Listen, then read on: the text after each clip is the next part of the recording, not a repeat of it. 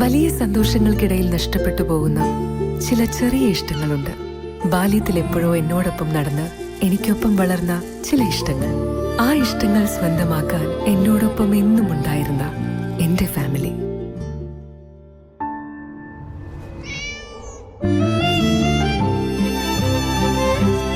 എന്റെ ഇഷ്ടങ്ങൾ എന്റെ ഫാമിലിക്ക് അറിയാം. Family wedding centre.